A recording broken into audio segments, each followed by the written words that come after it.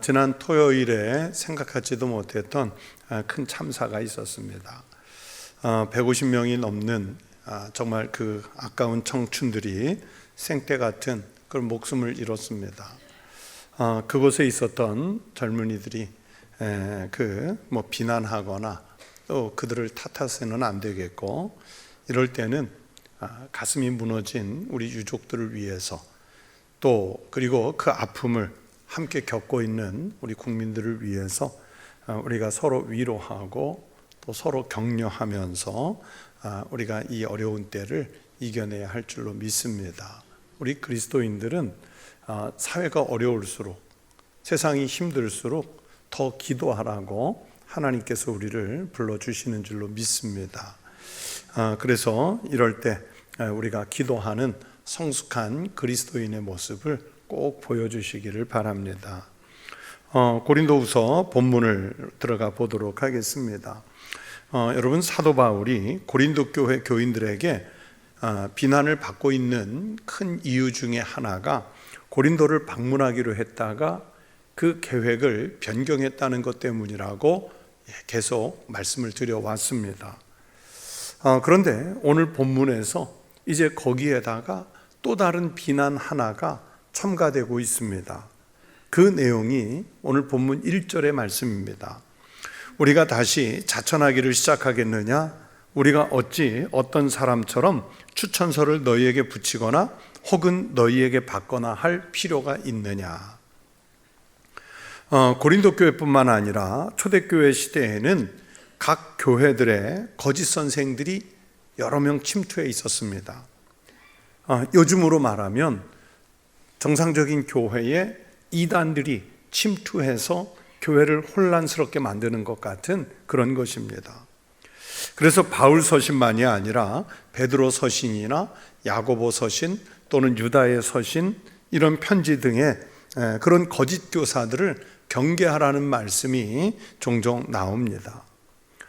그때는 아직 우리 기독교 교리나 또는 신학이라고 하는 것이 탄탄하게 정리되어 있던 시기가 아니기 때문에 예수님을 팔아서 이런저런 그 비복음적인 주장을 마치 정통 교리인 것처럼, 복음인 것처럼 가르치는 잘못된 교사들이 등장을 하고 있었던 그런 시기였습니다.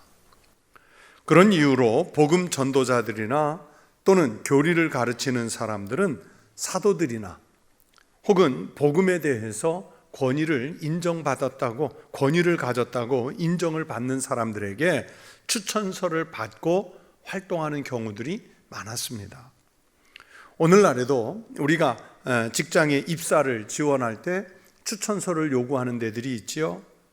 또는 목사가 되기 위해서 노회에 시험을 청원한다든지, 신학교 입학을 위해서 원서를 낸다든지, 또는 목사 고시나 목사 안수를 청원할 때도, 목회자를 청빙할 때도 추천서를 요구하는 그런 교회들이 있고, 또 노회나 총회는 반드시 그것을 요구해서 작성을 해 주어야 합니다. 우리 사회에는 그런 일들처럼 유력한 분에게나 또는 직장의 상사에게 추천을 받아야 하는 일들이 많이 있습니다. 그런데 사도 바울은요, 누군가에게 받은 추천서가 없습니다. 그래서 고린도 교회 교인들 중에 거짓 교사들의 충동을 받아서 바울에 대해서 시비를 거는 사람들이 있었는데, 그 내용이 오늘 첨가되는 내용이 뭐냐면, 그래, 바울은 누구의 추천을 받았느냐? 바울에게는 추천서가 없지 않느냐? 우리가 추천서도 없는 저 목회자를 인정하고 믿을 수 있느냐? 이런 내용으로 바울을 비난하는 거예요. 추천서가 없다는 것 때문에 바울의 사도직이 고린도 교회에서 의심을 받는 그런 형국이 되었습니다. 여러분, 이것은 단순하게 생각해서 바울이라는 분의 사도직의 권위가 훼손되는 것일 뿐만 아니라 바울이 전하는 그리스도 예수에 대한 복음 자체가 멸시를 당하는 것으로도 볼 수 있습니다. 여러분, 바울의 사도직을 누가 허락했습니까? 사도행전 9장을 보시면 그 내용이 상세하게 소개가 되고 있지요. 사울이라는 이름을 가졌던 바울은 원래는 예수님을 믿는 사람들과 그리고 초대교회 막 형성되기 시작했던 그 교회를 박해하는 것으로 유명했던 사람입니다. 그만한 권력도 가졌어요. 사울이 주의 제자들에 대하여 여전히 위협과 살기가 등등하여 대제사장에게 가서 교회를 향해서, 그리스도인들을 향해서 위협하고 살기가 등등했던 사람, 그래서 다메섹에 있는 교회 공동체를 와해시키고 기독교인을 체포해서 끌고 오기 위해서 다메섹으로 파견을 나가는 그 책임자가 원래 누구였냐면 사울이라는 사람이었어요. 나중에 바울이 되는 사울이었습니다. 그 바울 일행이 다메섹에 가까이 왔을 때, 이 다메섹은 오늘날 시리아의 수도인 다마스커스를 말해요. 이 다메섹에 가까이 왔을 때 예수님께서 바울을 부르시지요. 사울아, 사울아, 네가 어찌하여 나를 박해하느냐. 이 음성을 듣고 바울이 주여 누구시오니까 이렇게 물었고요. 예수님은 나는 네가 박해하는 예수라, 그렇게 대답을 주고받습니다. 이렇게 예수님을 만난 사울은 이제 예수님에게 직접 사도의 직분을 받았습니다. 주께서 이르시되 가라, 이 사람은 내 이름을, 예수님의 이름을 말하는 거죠, 이방인과 임금들과 이스라엘 자손들에게 전하기 위하여 택한 나의 그릇이라. 그가 내 이름을 위하여 얼마나 고난을 받아야 할 것을 내가 그에게 보이리라 하시니. 예수님에게 직접 사도직을 받았다고 해서 여러분 이것 때문에 사울이 무슨 부귀영화를 누리는 것입니까? 명성이 높아지는 것입니까? 아니지요. 오히려 주님에게 사도로 임명을 받았다는 것 때문에 앞으로 큰 고난을 받게 될 것이라는 이 이야기만 듣지 않습니까? 바울은 주님으로부터 사도직을 받은 제자가 되었고, 만약에 그냥 거기서 받는 것으로 끝났다면 모르는데 나중에 예루살렘의 사도들이, 예수님의 직계 제자들이 사울의 사도성을, 바울의 사도성을 인정해 주지 않습니까? 우리 기독교 역사상 공식적으로 열린 첫 번째 회의, 이걸 공의회라고도 하는데, 이 공식적으로 첫 번째 회의가 열린 것이 예루살렘 회의였습니다. 그 회의 내용, 그것을 기록한 말씀이 사도행전 15장이에요. 그래서 사도행전 15장은 예루살렘 회의장입니다.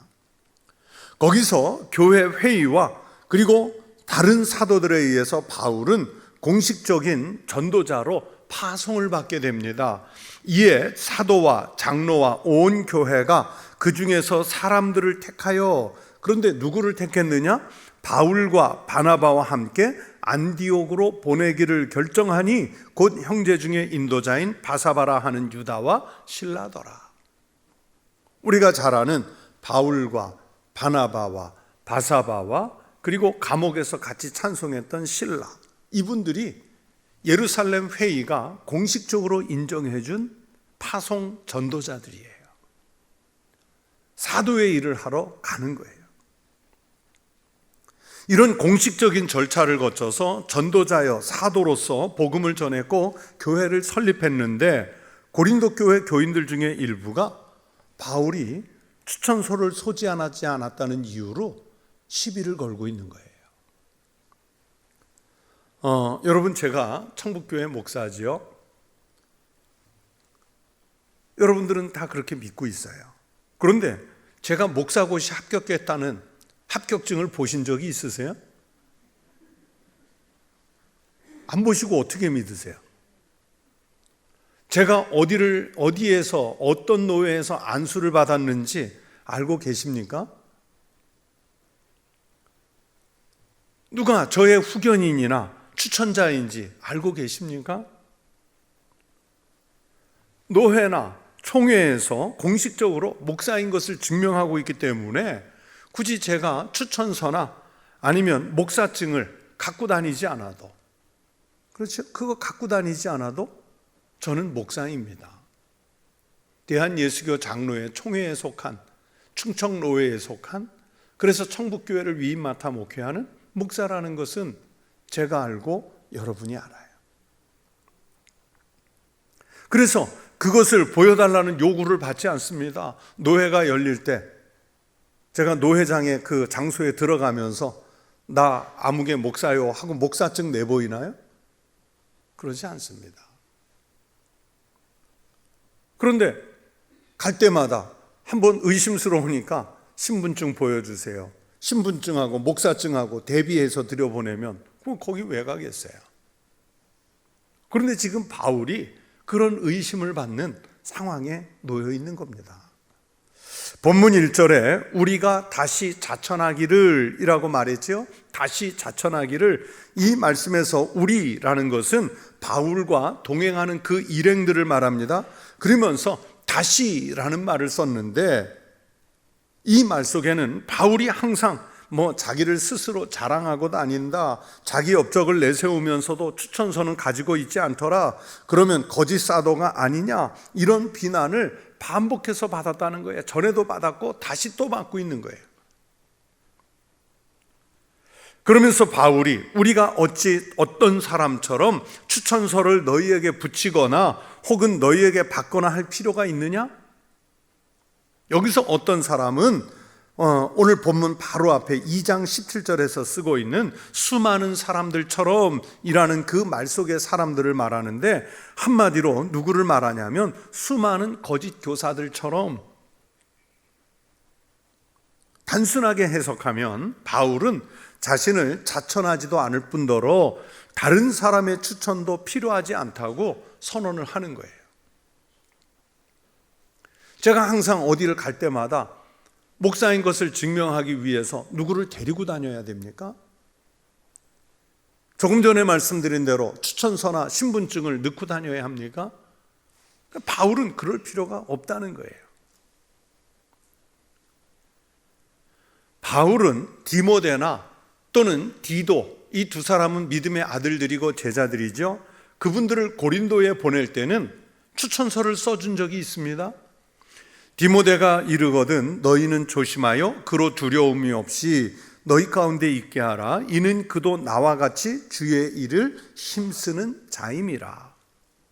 자기와 동역하고 있는 디모데라는 인물을 바울이 증명해서 고린도 교회에 보내는 거예요. 또 디도를 추천하는 말씀도 고린도후서 8장 16절에 나오고 있습니다. 그 중에 제가 3절만, 좀 긴데 그 중에서 3절만 읽어드리겠습니다. 너희를 위하여 같은 간절함을 디도의 마음에도 주시는 하나님께 감사하노니 그가 고난을 받고 더욱 간절함으로 자원하여 너희에게 나아갔고 또 그와 함께 그 형제를 보내었으니 이 사람은 복음으로서 모든 교회에서 칭찬을 받는 자요. 바울도 자기의 동역자들을 교회에 이렇게 보낼 때 이렇게 추천을 하지만, 그러나 바울 자신은 추천서가 없습니다. 왜 그렇습니까? 거짓 사도여서가 아니라 다른 제자들처럼 주님으로부터 직접 위임을 받았고요, 또 예루살렘 회의에서 인정을 받고 공식적으로 파송된 전도자이기 때문에 그렇습니다. 그래서 자기는 추천서가 필요 없다는 뜻의 말씀을 하고 있습니다. 그러면서 참 중요한 말을 하지요. 우리가 잘 알고 있는 유명한 말씀입니다. 나는 추천서를 소지하고 있지는 않지만 여러분이 나의 뭐라고요? 편지입니다. 여러분이 내가 소유하고 있는 추천서입니다. 그 얘기를 하는 거예요. 2절이 바로 그 내용입니다. 너희는 우리의 편지라, 우리 마음에 썼고 무사람이 알고 읽는 바라. 고린도 교회 성도인 여러분이 바로 나의 추천서라 하는 엄청난 말씀을 하는 거예요. 내가 복음을 전했고, 내가 전해준 그 복음을 이제 여러분이 믿었고, 그러면서 믿는 자들이 생기면서 교회가 세워졌고, 이보다 더 좋은 추천서가 어디 있겠느냐 하는 거예요. 그래서 3절에 이렇게 말씀합니다. 너희는 우리로 말미암아 나타난 그리스도의 편지니 이는 먹으로 쓴 것이 아니요 오직 살아계신 하나님의 영으로 쓴 것이며 또 돌판에 쓴 것이 아니요 오직 육의 마음판에 쓴 것이라. 사도 바울이 고린도전서 9장 2절에서도 비슷한 내용을 말씀한 적이 있습니다. 다른 사람들에게는 내가 사도가 아닐지라도 너희에게는, 즉 고린도 교회 당신들에게는 사도이니 나의 사도됨을 주 안에서 인친 것이 너희라. 내가 사도인 것을 증명하는 사람들이 누구예요? 너희라. 고린도 교회 교인들이라. 바울의 사도권에 대해서 시비를 거는 사람들이 있어서 그 사람들에게는 바울이 사도가 아닐 수는 있겠지만 고린도 교회 교인들이 바로 바울을 사도로 증명해주는 증거라는 말씀입니다. 고린도 교회는 바울이 사도로서 복음을 전해서 만들어진 사역의 열매이지 않습니까? 누가 나서서 바울의 사도권을 부인해도 고린도 교회 교인들만큼은 바울을 사도로 인정해야 한다는 뜻의 말씀입니다. 만약에 고린도 교회 교인들이 바울의 사도권을 인정하지 않는다면 결국 바울이 전해준 복음을 부인하는 것이 되고, 그러면 지금 자기네들이 지금 서 있는 교회의 기반이, 신앙이라는 기반이 무너지는 거예요. 그래서 이 증명은 오늘 말씀하지요, 먹으로 쓴 것도 아니고 돌판에 새긴 것도 아니고 마음판에 성령께서 써주신 것이라. 성령께서 써주신 것이라. 그래서 바울은 이 자체가 펜을 가지고 글씨를 써서 나타나는 편지가 아니라 이 자체, 고린도 교회 자체가 그리스도의 편지인 거예요. 그 교회 성도들 자체가 그리스도의 편지인 거예요. 그러니까 바울이 받은 이 편지와 같은 추천서는 누가 주신 것이냐? 그리스도께서 주신 것이고 고린도 교인 당신들이 바로 그 편지요, 그 추천서라라고 말하는 것입니다. 이 일에 대해서 바울은 아주 확정적으로 말씀하지요. 우리가 그리스도로 말미암아 하나님을 향하여 이 같은 확신이 있으니. 확신이 있대요. 여러분이 존재하고 교회가 존재하는 그 자체가 어느 것과 비교할 수 없는 가장 확실한 그런 추천서라는 확신을 가지고 바울이 지금 답변서를 보내고 있는 것입니다. 성도 여러분, 우리는 어떻습니까? 우리 청북교회가 확실한 그리스도의 편지입니까? 여러분이 교회 안에서나 교회 밖에서 누구에게라도 그리스도의 편지와 같은 역할을 하면서 살고 계십니까? 예수를 알지 못하는 사람들에게, 우리가 구원시켜야 할 영혼들에게, 가족들에게, 친구들에게, 이웃들에게 우리가 그리스도의 추천서와 같은 또는 편지와 같은 삶을 살아가고 있는지요? 지난 시간에는 2장에서는 사도 바울이 우리를 그리스도의 뭐라고 표현했죠? 향기, 그리스도의 냄새. 우리는 구원받는 자들에게나 망하는 자들에게나 하나님 앞에서 그리스도의 향기니 그랬어요. 불신자가 우리를 봤을 때 우리에게 예수님의 향기가 나야 한다는 거예요. 교회 안에서 같은 믿음의 사람들이 볼 때도 우리에게서 무슨 냄새가 나야 하느냐? 예수님의 냄새가 나야 하는 거예요. 그리고 오늘 본문의 말씀대로 우리가 세상에 나가서 또는 교회 안에서 사람과 만나서 살 때는 어떤 역할을 해야 되느냐? 그리스도의 편지가 되어야 하는 거예요. 우리가 이마에다가 나 그리스도인 이렇게 새기고 다니지 않잖아요. 나 청북교회 교인 이거 새기고 다니지 않잖아요. 가슴에 우리 초등학교 아이들처럼 또는 중고생 아이들 그 가슴에 명찰 붙인 것처럼 우리가 그리스도인이라는 표식 내고 다니지 않잖아요. 우리가 청북교회 교인 되었다고 해서 무슨 신분증 새로 따로 만들어 가지고 다닙니까? 아니잖아요. 그래도 사람들이 볼 때 저 사람은 천국교회 교인이래, 예수 그리스도의 편지래 하는 이 모습이 나타나야 한다는 거예요. 이 그리스도의 편지로서의 삶에 부끄럽지 않은 삶을 살아가는 믿음의 그리스도인들이 되시기를 축원합니다. 오늘 본문으로 읽은 말씀 중 6절부터 11절까지는 그러면서 새로운 단락의 말씀이에요. 물론 앞에하고 연결이 되지만 6절에 보시면 우리를 새 언약의 일꾼 되기에 만족하게 하셨으니 라는 말씀이 있습니다. 여기서 우리는 고린도 교회의 교인들을 말하기도 하지만은 확장하면 오늘 예수를 믿는 우리 모든 그리스도인들을 말하는 것입니다. 그 새 언약의 일꾼된 모든 그리스도인들이 갖는 그 영광의 우월성, 세상이 주는 영광이 아니라 그리스도의 새 일꾼된 것 때문에 받아들이는 그 영광의 우월성을 6절 이하에서 오늘 본문에서 말씀하고 있습니다. 이 말씀에서 새 언약의 일꾼이라는 직분은 영적으로 얻은 직분인 것이지 구약시대처럼 율법으로 얻은 직분이 아닙니다. 그래서 6절에 율법의 조문으로 하지 아니하고 오직 영으로 함이라고 말씀했습니다. 여러분, 율법은 로마서뿐만이 아니라 갈라디아서 등을 읽어보면 율법의 가장 큰 역할이 뭐냐? 율법이 하는 역할이 뭐냐면 죄를 깨닫게 하는 것입니다. 그 자체가, 율법이라는 것 자체가 인간을 구원에 이르게 하질 않아요. 인간을 정죄해서 죄를 깨닫게 해서 죽음에 이르게 하는 게 율법의 역할입니다. 바울이 그 역할을 로마서 7장 11절에서 하신 말씀이 있습니다. 죄가 기회를 타서 계명으로 말미암아 나를 속이고 그것으로 나를 죽였는지라. 율법으로 나를 죽였는지라.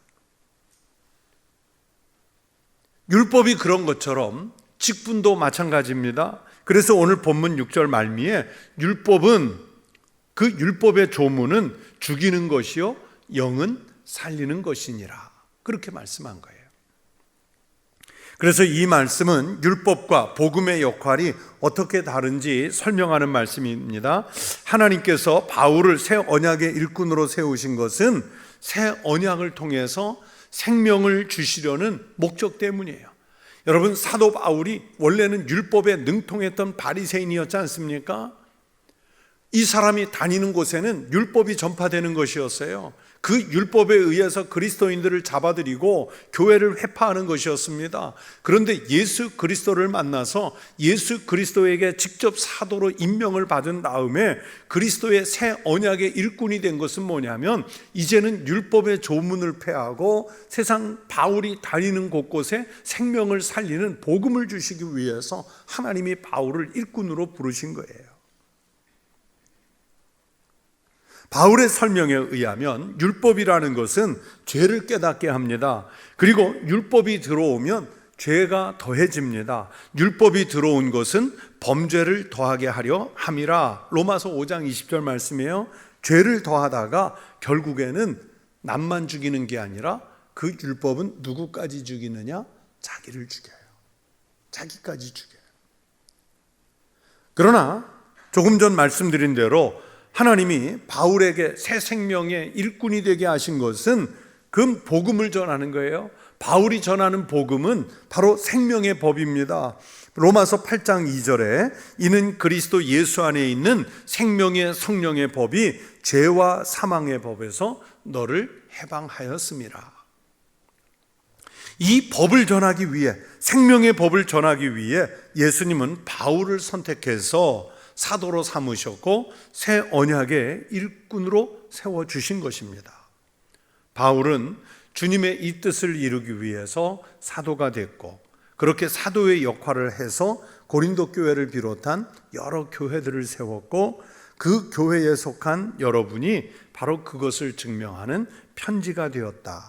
여러분이 곧 그리스도의 편지입니다. 그 이야기를 하는 거예요.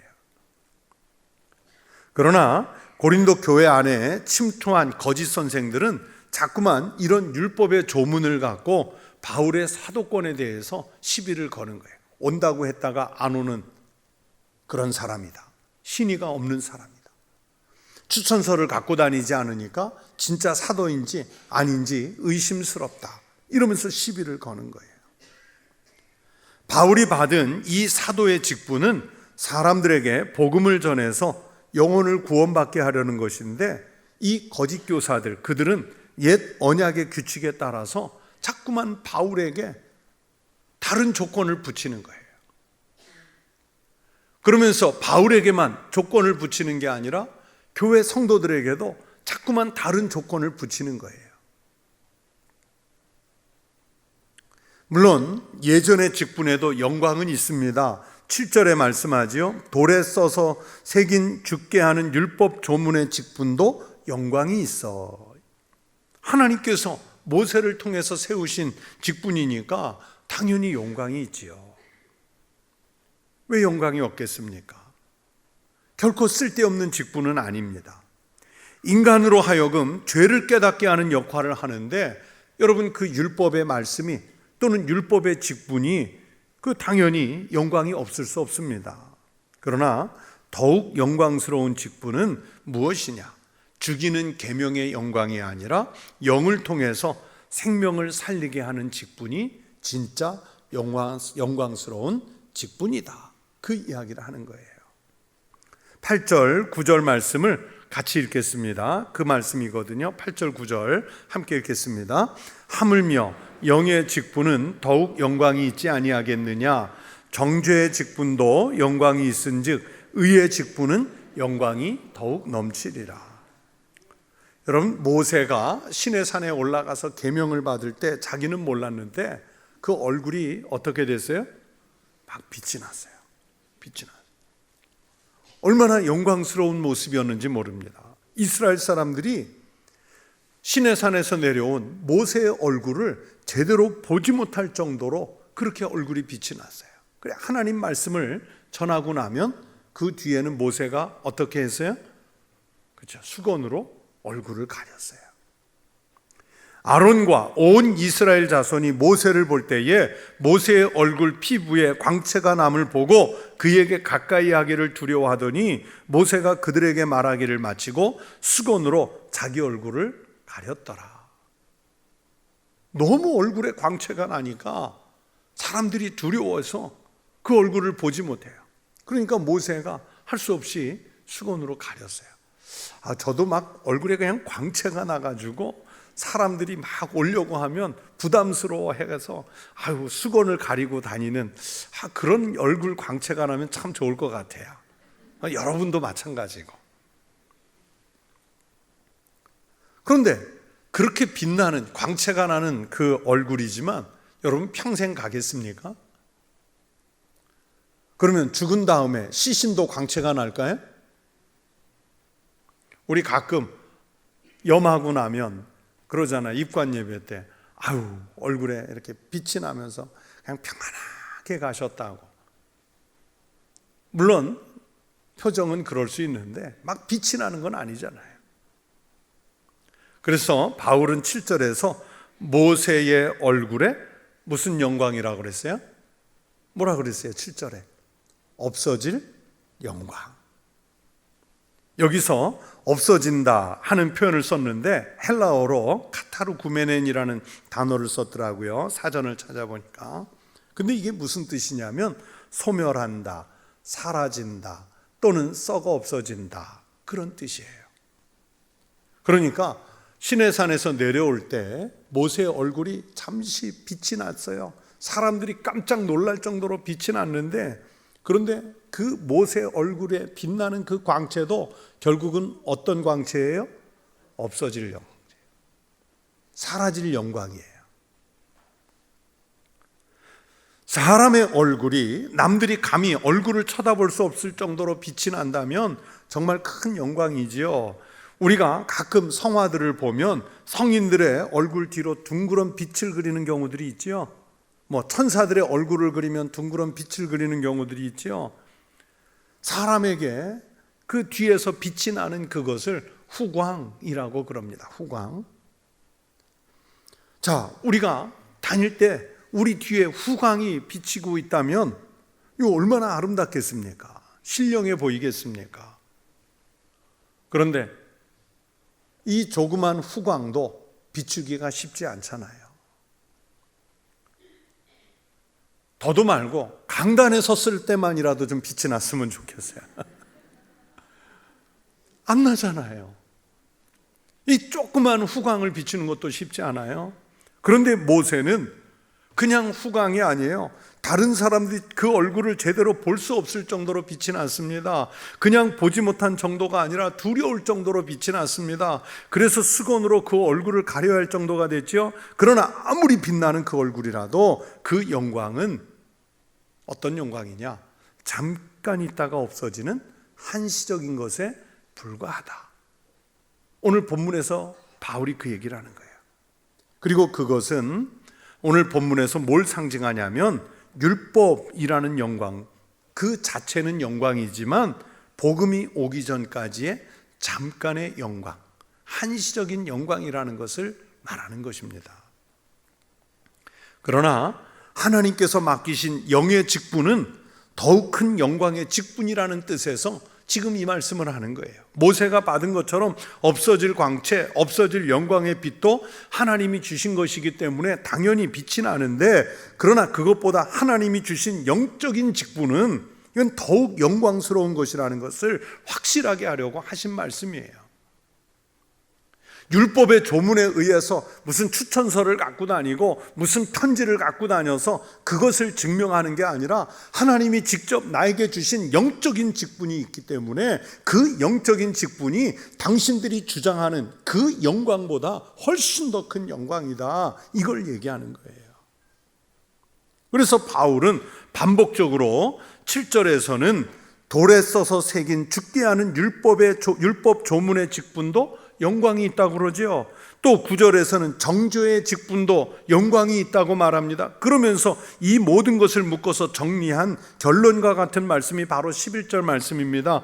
없어질 것도 영광으로 말미암았은즉 길이 있을 것은 더욱 영광 가운데 있느니라.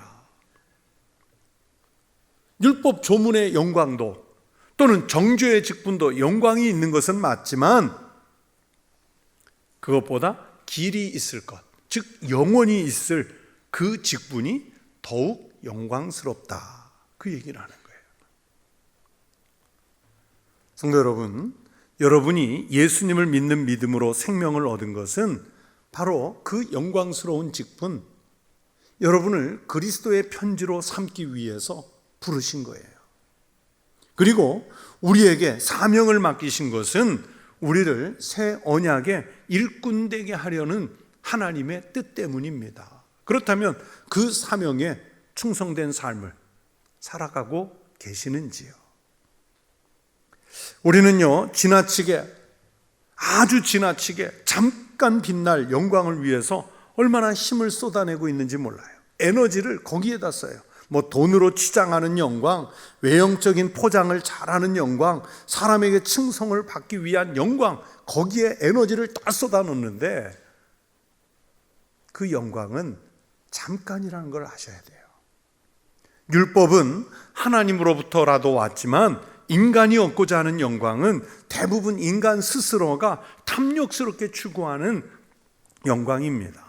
하나님으로부터 온 율법 조문의 영광도 잠깐이고 정죄의 직분이 주는 영광도 잠깐인데 인간이 스스로 영화롭고자 쌓거나 덮은 영광은 절대로 오래가지 못합니다. 곧 소멸되고 맙니다. 그래서 없어질 영광이라고 바울이 말씀하는 거예요. 그러면 우리가 진짜 사모해야 할 영광은 무엇이냐? 바울이 말씀하는 대로 영의 직분이 주는 영광을 사모해야 됩니다. 주님은 여러분에게 각각의 은사에 따라 사명에 따라 바로 이 영의 직분을 맡기셨습니다. 그것이 교회를 통해서 주신 다양한 직분들일 수도 있겠고요, 또는 은사로서 여러분 개인에게 맡기신 사명일 수도 있습니다. 여러분 직분이 됐든 은사가 됐든 하나님 영광을 위해서 최선을 다해서 과연 그것을 담당하고 계시는지요? 오늘날 교회 안에 여러분 직분자는 차고 넘칩니다. 직분자는 차고 넘쳐요. 우리 청북교회만 해도 재직이 1000명이 넘습니다. 장로님, 권사님, 안수집사님, 항존 직분자만 해도 수백 명이에요. 그런데 보세요. 막상 사역이 이루어지는 현장에서는요, 일손이 부족하다고 아우성이에요. 일손을 구하기가 어렵다고 그래요. 특히 남들이 잘 알아봐 주지 못하는 그런 일에는 더더욱 그렇습니다. 피택자 교육 때나 아니면 안수식을 할 때 그때의 서원, 그때의 다짐은 안수식 끝나고 한두 주일 지나면 다 없어져요. 그 직분의 이름이 주는 영광은 누리려고 하지만 그 이름이 진짜 영광스러운 영의 직분이 되도록 그 일을, 직분을 만들어가는 일에는 우리가 힘을 쓰지 않아요. 목숨을 걸지 않습니다. 무슨 로마 시대에 박해받는 교회가 아니기 때문에 목숨까지 걸 필요는 없습니다. 다만 합력해서라도 서로 일을 나눈다면 아마 그 일은 많지 않을 거예요. 그런데 직분자는 많은데 정말 헌신해서 일하는 그 생명의 일꾼, 영의 직분을 감당하는 사람은 그리 많지 않습니다. 오늘 말씀에 비교해서 이런 질문도 해봐요. 지금 세상 사람들이 교회 직분자들을 볼 때 과연 빛을 보는 두려움으로 우리를 보느냐? 아니죠. 그냥 별것 아닌 흔하고 흔한 직분으로 그냥 볼 뿐이에요. 제가 신학대학에 다니니까 학생 때 당연히 아무에게나, 제가 이제 버스 안에서도 전도하고 전철 안에서도 전도하고 노방에서도 이렇게 전도할 때가 있었는데, 저녁 때 집에 갈 때 버스 정류장에 내려서 언덕 위에 집 있는 데까지 가려면 한 10분 이상 걸어가는데, 그 걸어가는 길 가운데 서울시 성북구 정릉동에 가면 아주 유명한 사찰이 2개가 있어요. 하나는 고려 공민왕 때 지은 그 봉국사라는 큰 사찰이 하나 있고, 또 그 언덕 너머 반대편에는 조선시대 경종왕 때 지은 그 경국사라고 하는 큰 절이 있어요. 그냥 우리가 생각하는 그런 규모의 절이 아니에요. 큰 절이. 그럼 경국사 그 스님들이 나와서 마당을 막 쓸고 있어요.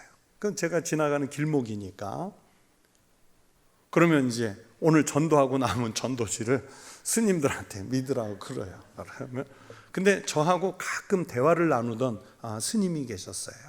그 스님이 계셨는데, 그 스님은 저하고 앉아서, 그늘에 앉아서 참 많은 이야기도 나누고 그랬는데, 그 스님은 꼭 저를 부를 때 박보살 이렇게 불렀어요. 어린 학생이니까. 꼭 박보살, 참 그 자네는 열심히야 그러면서.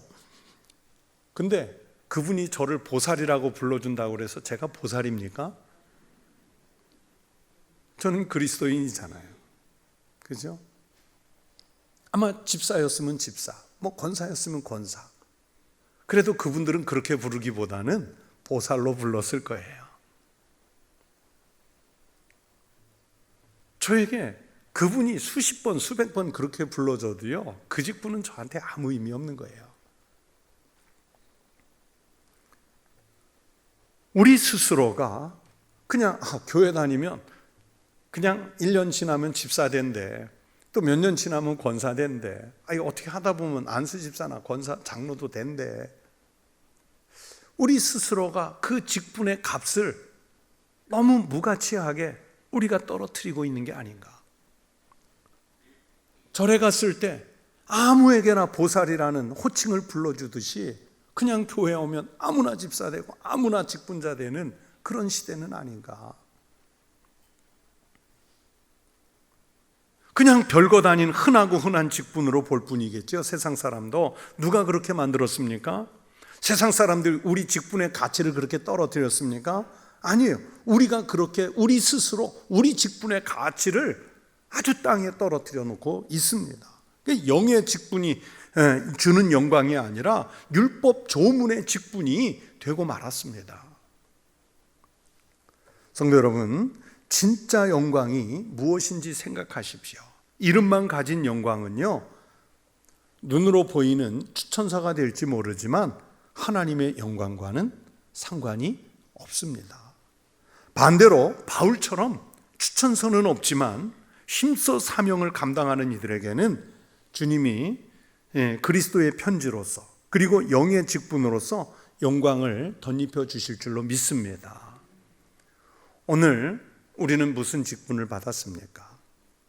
하나님으로부터 그리스도의 편지, 영의 직분을 받은 줄로 믿습니다. 이 영광을 옷 입는 믿음의 사람들이 되시기를 축원합니다. 교회 안에서도 그리스도의 편지가 되고, 여러분 가정에도 그리스도의 편지로서 가시고, 일터에 나가신다면 그리스도의 편지로 가시고, 또 세상 모든 사람들에게 생명을 살리는 그리스도 예수의 복음이 담긴 편지로서의 삶을 신실하게 살아가는 우리 모든 믿음의 성도들이 되시기를 주의 이름으로 축원합니다. 기도하겠습니다.